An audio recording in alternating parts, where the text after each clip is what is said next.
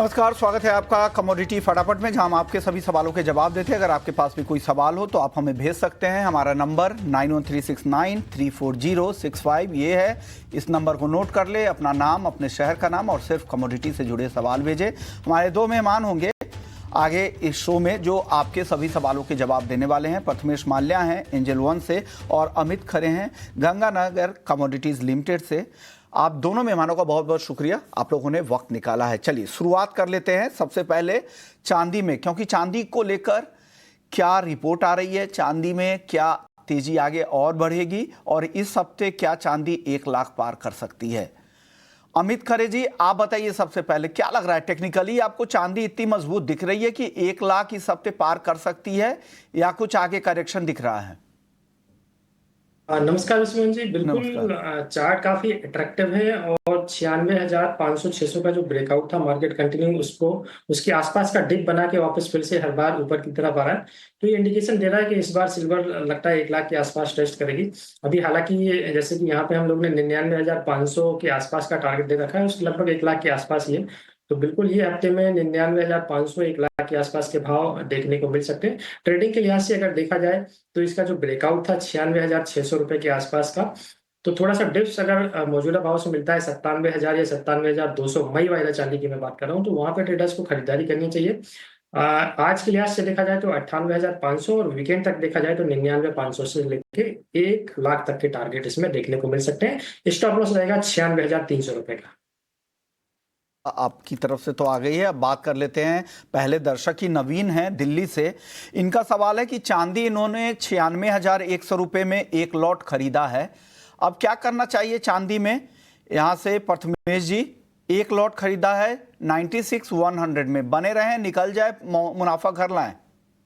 I think 97,200 और 98,000 ये दो भाव एक बार दिख सकता है इनको, तो पॉसिबल है तो यहाँ पे निकल जाए। और मेरे ख्याल से थोड़ा सा रेजिस्टेंस फेस करेगा इस जोन पे, तो ये already profit in the money है। अगर और उछाल मिलता है तो इनको उछाले पे निकल जाने की सलाह रहेगी ट्रेड में।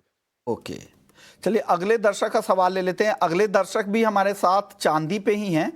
इनका सवाल है 93,750 रुपए में चांदी 2 लॉट इन्होंने बाई की है। नाम है निशु, हैं मथुरा से। क्या करना चाहिए अमित जी? 93,750 पर 2 लॉट चांदी लॉन्ग है, अच्छा फायदा हो रहा है, बने रहें या निकल जाए? बने रहना चाहिए। ट्रेलिंग स्टॉप लॉस मेंटेन करें, 95,000 का एक ट्रेलिंग स्टॉप लॉस मेंटेन करें और लगभग 99,500 1 लाख के आसपास जैसे ही भाव आते हैं वहां पे ये मुनाफा बुक कर सकते हैं। अगले दर्शक हमारे साथ हसमुख है गुजरात से। क्रूड ऑयल का पुट इन्होंने खरीदा है, 5,950 का पुट 148 में खरीदा है। क्या करना चाहिए प्रथमेश जी? 5950 स्ट्राइक है, पुट का भाव जो था प्रीमियम वो 148 है, क्या करें? फिलहाल तो क्रूड में जो है वापस एक बार के लिए मोमेंटम 6,000 तक के लिए दिखता है। इन्होंने पुट खरीदा है, पॉसिबिलिटी है ये आउट ऑफ द मनी होने की। और मेरे ख्याल से एक बार के लिए पुट के स्ट्रैटेजी में निकल जाए वो ज्यादा बेटर रहेगा, बिकॉज एक बार के लिए वापस क्रूड आपको 6,000 का भाव टच होने को मिल सकता है ऊपर में। बैक की संभावना है, तो पुट से निकलने की सलाह प्रथमेश जी की तरफ से। अल्पेश सोनी राजकोट से, गोल्ड मिनी में कौन सा ट्रेड ले इंट्राडे के लिए? अमित जी, गोल्ड मिनी में कोई ट्रेड है क्या आपके पास आज शाम के सत्र के लिए? गोल्ड मिनी जैसा कि मेरे स्क्रीन पे अभी 30 अप्रैल वायदा, सॉरी 5 मई वायदा दिखाई दे रहा है। खरीदारी का ट्रेड करना है। अभी 86,300 के आसपास भाव है, 86,300, 86,200 कहीं पे भी खरीदारी करें। 86,000 रुपए के नीचे का स्टॉप लॉस लगाएं। इंट्राडे के लिहाज से देखा जाए तो 86,600 रुपए तक के टारगेट ये रख सकते हैं। तो ये सलाह आपके लिए गोल्ड मिनी के लिए। अगले दर्शक हमारे साथ रमेश हैं, एडवोकेट हैं, रायचूर कर्नाटका से। सोना और चांदी किस भाव पे बाई करना चाहिए? प्रथमेश जी आप बताइए, गोल्ड सिल्वर दोनों अगर बाई करना हो तो किन लेवल्स पे बाई करें? रमेश जी, अगर ये इन्वेस्टर है तो इनको कोई भी प्राइस को टाइम नहीं करना चाहिए। तो अगर ये फिजिकल इन्वेस्टर है तो इनको हर भाव पे एक्यूमुलेट करना चाहिए। अगर ये ट्रेडर है और फ्यूचर्स और ऑप्शंस के जरिए ट्रेड करना चाहते हैं, फिलहाल यहाँ पे रिस्क रिवॉर्ड जो है वो नीचे की तरफ का ज्यादा फेवर कर रहा है। गोल्ड के लिए स्पेसिफिकली ऊपर वाला भाव जो है 86,200 यहाँ पे रेजिस्टेंस फेस होते हुए दिखेगा, और नीचे वाला भाव जो है 85,700 इस रेंज में रहेगा। सेल ऑन रैली इसमें ज्यादा प्रेफरेबल है फिलहाल। फ्रेश सपोर्टेबल फैक्टर्स चाहिए गोल्ड और सिल्वर को यहाँ से और तेज करने के लिए। सिल्वर में भी मेरे ख्याल से 98,300 ऊपर वाला भाव और नीचे में 96,700 ये नीचे वाला भाव। सो ऑलमोस्ट 2,000 रुपीज का रेंज है। मेरे ख्याल से सिल्वर भी ऊपर वाले भाव में थोड़ा रेजिस्टेंस फेस करने की उम्मीद है। दोनों ही काउंटर पे बिकवाली की सलाह रहेगी। ओके, दोनों ही काउंटर में आप बेचने की सलाह दे रहे हैं। आप क्या सलाह देंगे रमेश जी को, किस लेवल पे बाई करना चाहिए सोना चांदी अगर ये ट्रेड करना है इनको तो अमित जी? ट्रेंड के फेवर की तरफ जाना चाहूंगा। खरीदारी का ट्रेंड है आज के लेवल के लिहाज से देखा जाए तो मैंने जो बनाया 85,700 के आसपास अप्रैल वाला गोल्ड खरीदना है। इंट्राडे के लिए 86,300 का टारगेट लगाना है। 85,400 रुपए का स्टॉप लॉस है। ओवरऑल देखा जाए तो ये साल के लिए अगर ये इन्वेस्टर हैं तो मेरे को लगता है 90,700 के आसपास के भाव जो है गोल्ड में देखने को मिल सकते हैं। वहीं पे सिल्वर पर ट्रेडिंग के लिहाज से अगर देखें तो 97,200 97,000 की रेंज में कहीं पे भी खरीदारी कर सकते हैं। इंट्राडे के लिए 98,500 और वीकेंड के लिए 99,500 से लेके 1 लाख तक के टारगेट रख सकते हैं। स्टॉप लॉस ट्रेडिंग के लिए जो रहेगा वो 96,300 रुपए का रहेगा। ओके, परवीन है पुणे से, नेचुरल गैस में क्या करे सवाल है, बताइए प्रथमेश जी। एनजी में क्या करना चाहिए? आज जबरदस्त तेजी है, इस तेजी की वजह क्या है और परवीन जी को क्या करे? नेक्स्ट 15 दिन के लिए फोरकास्ट एकदम कोल्ड बताया जा रहा है और plus inventory almost lower level पे है इस विंटर के लिए। तो ये दो फैक्टर्स है जो नेचुरल गैस में सपोर्ट कर रहे हैं। आवाज आ रही है राइट? जी जी बिल्कुल आ रही है सर। हाँ जी। और इसमें बेटर है कि आप स्टॉप लॉस लगाकर ही पहले काम करें, अदरवाइज ऑप्शंस में इसमें रणनीति बना सकते हैं। 400 का एट द मनी जो स्ट्राइक का कॉल है ये खरीद सकते हैं। 21 रुपए प्रीमियम पे मिल रहा है। 17 रुपए का स्टॉप लॉस लगाया और टारगेट 31 रुपीज के लिए रखे। 400 के स्ट्राइक की कॉल खरीदने की सलाह है प्रथमेश जी की तरफ से। 31 के टारगेट के लिए 21 में खरीदें। नेचुरल गैस पे ही अगला सवाल है, हर्ष हैं जयपुर से। अमित जी आप सलाह दे दीजिए इनको, हर्ष को क्या करना चाहिए नेचुरल गैस में, क्योंकि इन्होंने तो एनजी पे दे दिया है सलाह प्रथमेश जी ने। एनजी पे मेरे को लगता है जो प्रीवियस इसके टॉप्स थे 400 410 के आसपास, इसके आसपास से कहीं ना कहीं इसमें मुनाफा वसूली जो है मेरे को दिखाई दे रही है। तो अगर ये लो रिस्क ट्रेडर है तो एनजी मिनी का कॉन्ट्रैक्ट भी अवेलेबल है, बट हाई रिस्क ट्रेडर है तो 405 407 की रेंज में करंट वाला एनजी में बिकवाली कर सकते हैं। 412 रुपए का स्टॉप लॉस लगाए। इंट्राडे के लिहाज से 395 392 रुपए तक के टारगेट जो ये है रख सकते हैं। मिनी लॉट भी है, अगर ये रिस्क कम लेना चाहे तो मिनी लॉट में भी काम कर सकते हैं। आपकी बेचने की सलाह है और इनकी कॉल खरीदने की सलाह। प्रथमेश जी ट्रेंड के साथ जाना चाह रहे हैं, इनको लग रहा है कि यहाँ से तेजी थोड़ी बढ़ सकती है और इस वजह से वो पुट के कॉल के जरिए यहाँ पे सलाह दे रहे हैं कि आप यहाँ पे पोजीशन बना सकते हैं। इनकी कॉल है 400 के स्ट्राइक की कॉल खरीदने की सलाह और आपकी है यहाँ पर बेचने। नीचे में 395 तक आ जाएगा अमित जी? जी इंट्राडे के लिहाज से लगा 395 और 392 के भाव देखने को मिल सकते हैं। इंट्राडे में 395 392 का भाव भी दिख सकता है। हालांकि मार्केट काफी वॉलेटाइल होता है एनजी का, तो दोनों तरफ के मूव भी दिखते हैं, लेकिन इस ट्रेड में 312 का एसएल का नंबर जरूर याद रखिएगा, वो जरूर लगा लीजिएगा। देखते हैं दोनों तरह के ट्रेड यहाँ पर आपको सुझाए गए हैं हमारे एक्सपर्ट से। वक्त है ब्रेक का। ब्रेक के बाद हमारे साथ दो और एक्सपर्ट जुड़ेंगे। एक हैं शुभम होंगे जो निजामाबाद से होंगे, उनसे हम हल्दी का आउटलुक समझेंगे, और साथ ही हमारे साथ जीजीएन रिसर्च के पार्टनर नीरव देसाई होंगे, उनसे हम खाने के तेल का मार्केट का आउटलुक समझेंगे। जल्द लौटते हैं। कुछ और दर्शकों के सवालों के क्रिश हैं दिल्ली से, कॉपर में पूछ रहे हैं कि क्या करना चाहिए। कॉपर में क्या राय है अमित जी, क्या करना चाहिए? कॉपर में ट्रेंड के हिसाब से देखा जाए तो एक खरीदारी का ट्रेड है। मेटल्स में काफी दिनों बाद एक अच्छा मोमेंटम जो है चार्ट पे दिखाई दे रहा है। हालांकि भाव थोड़े से अभी दूर है। 875 874 की रेंज में अगर प्राइजेस मिलते हैं डेटा के टाइम पे तो वहां पे खरीदारी करके चलना चाहिए। 884 रुपए का टारगेट है, 869 रुपए का स्टॉप लॉस लगा के चल रहा है।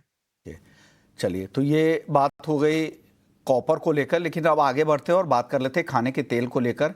खाने के तेल को लेकर खबर ये है कि यूएस से सोया तेल का एक्सपोर्ट बढ़ा है। जनवरी में 15 साल में सबसे ज़्यादा एक्सपोर्ट के नंबर दिख रहे हैं, करीब 2,12,000 टन के आसपास, जो 2010 के बाद सबसे ज़्यादा है। सोया तेल का एक्सपोर्ट बढ़ने की वजह क्या है? नीरव जी से बात कर लेते हैं। नीरव जी, क्या लग रहा है क्यों यूएस से एक्सपोर्ट बढ़ा है? सो बेसिकली क्या रहता है, जब भी साउथ अमेरिका, अर्जेंटीना और ब्राजील के बेसिस 300 400 प्लस के ऊपर जाते हैं तो उनका ऑफ सीजन रहता है दिसंबर, जनवरी, फरवरी मंथ में साउथ अमेरिका का, और यूएस का सीजन मंथ रहता है। तो उस टाइम पे यूएस से हर 2-3 साल में एक बार ऐसी पैरिटी आती है। इस बार भी वो पैरिटी आई थी और उसके कारण एक अच्छा बार्गेनिंग इंडिया का यूएस से हुआ था।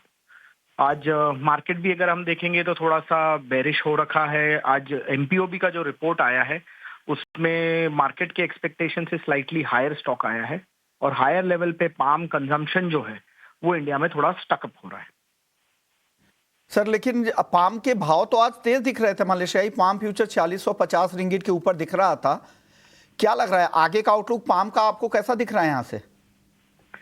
सी आई थिंक पाम जो भी है थोड़ा ये हायर प्राइजेस पे मेंटेन एक आध महीने से 2 महीने रह सकता है। अप्रैल मंथ सेकेंड हाफ से जैसे ही प्रोडक्शन पिकअप करेगा थोड़ा सा ये तेल को करेक्ट करना पड़ेगा।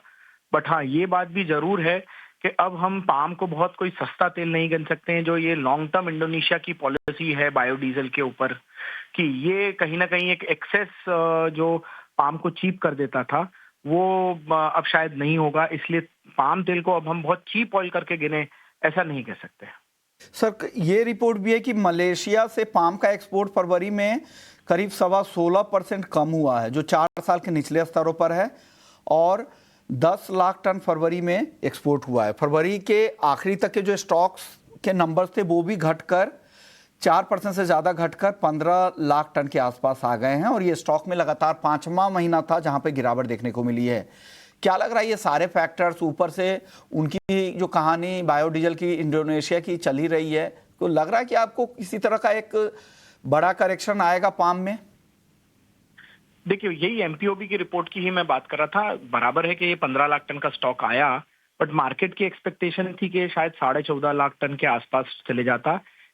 उसके सामने ये 15 ही आया। और जैसे आपने कहा कि एक्सपोर्ट मलेशिया का डाउन हुआ, जबकि इंडोनेशिया में ऑलरेडी B40 की इम्प्लीमेंटेशन के कारण और डीएमओ की कुछ पॉलिसी चेंजेस के कारण एक्सपोर्ट में बहुत क्लैरिटी नहीं थी, तो भी मलेशिया से बहुत ज़्यादा एक्सपोर्ट नहीं हो पाया। इसी कारण से आज बीएमडी ने रिएक्ट किया, उसको देख के सोयाबीन ऑयल ने रिएक्ट किया। जहां तक कि भाव की बात आपने कही, मोटा मोटी ऐसा लगता है कि पाम ऑयल एक रेंज में चलता रहेगा 4200 से लेके 4600 रिंगिट के बीच में जो थर्ड मंथ है इसका एक रेंज लग रहा है। और आगे जाके जैसे कि मैंने आपको कहा कि मई मंथ के बाद में, अप्रैल एंड में जैसे ही प्रोडक्शन बढ़ेगा रमजान के बाद, उसके बाद से पाम के प्राइसेस में करेक्शन आ सकता है अबाउट $50 to $100 का, और जो हमको फॉरवर्ड के इन्वर्स से दिख भी रहा है। बट अभी हाल का सिचुएशन में सोयाबीन ऑयल ज्यादा अग्रेसिवली ट्रेड कर रहा है।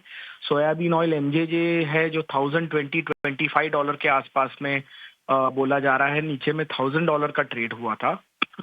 तो अभी भी सोया ऑयल काफी अट्रैक्टिव है पाम के सामने, इसलिए इंडियन इंपोर्टर्स और वर्ल्ड के दूसरे इंपोर्टर्स भी जितना एलोकेशन सोया ऑयल की तरफ बढ़ा सकते हैं वो बढ़ा रहे हैं। तो पाम का डिमांड उस तरीके से थोड़ा रिड्यूस ही हो रहा है।